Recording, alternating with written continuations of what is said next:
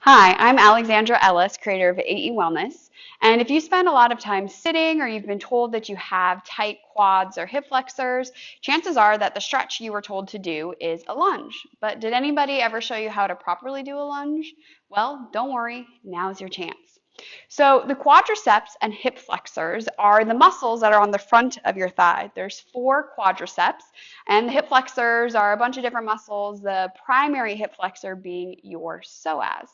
Now, when most people try to do a lunge, I see this all the time. They just go bloop and hope for the best. But what you can see here is that my lower back is arching, my rib cage is flared forward, my pelvis is anteriorly tilted, and all I'm doing is loading my lower back. I'm not even really stretching my quadriceps or hip flexors, but there's a better way to do it. So if you back yourself up and you make sure that your knee is directly underneath your hip, from this position, you'll want to squeeze your buttocks as much as you can.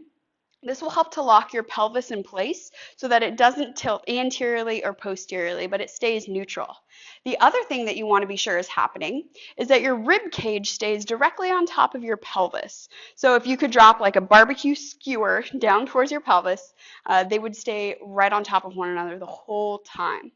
So shoulders point forward, your glutes are on so that your pelvis is neutral, and then all you do here is shift your whole self forward without letting your pelvis go. Do you see that? So I'm keeping my buttocks on so that my pelvis stays neutral, and now I actually see the true amount of hip extension that I have without compromising my lower back or pelvis.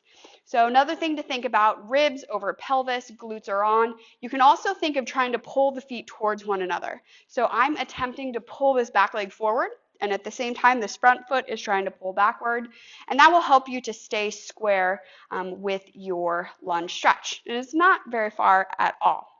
So give that a try. You can hold each side anywhere from 90 seconds to 2 minutes, and a couple times a day or maybe just a few times a week. Just give it a try and see if that helps to improve your hip extension and quadricep and psoas flexibility. If you want to learn more about maximizing your performance and living pain-free in your body, check out my website, aewellness.com, and stay tuned right here for more videos.